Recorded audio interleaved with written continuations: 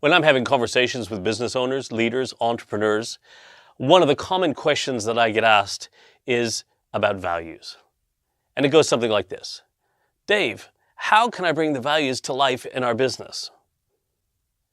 Now, it's a great question because bringing values to life in your business is something that's a very critical component to the organizational culture. But before I tell you the two key ways you can go about bringing those values to life in your business, let me remind you as a business owner, leader, and entrepreneur that if you personally do not lead, live, and love the values of your organization, why would you expect your team to do so? So first and foremost, you need to own it. Now, two key ways you can go about it are, number one, simply look for where it's already happening in your business.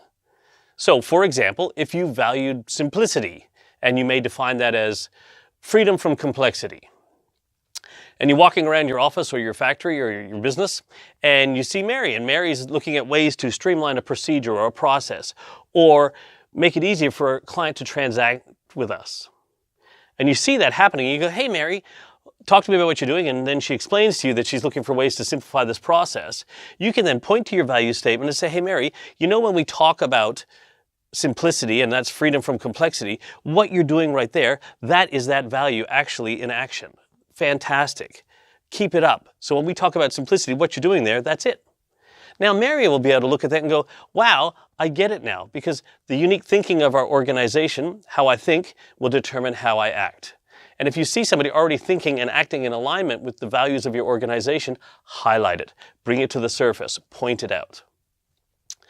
The second way you can go about it is anytime you're having a conversation, dialogue, decision, a meeting, make sure that every single conversation that you have either starts with the values or brings the values into the conversation. It's quite as simple as that. So we could be talking about a particular type of client that we may be wanting to bring on board. And we could be then using the values and saying, hang on, does this client fit with our values? Or it could be a strategic partner or a supplier that we're looking to use or a supplier we're having challenges with. We could be then bringing those values into our conversation and saying, hang on, one of our core values, our unique thinking is simplicity.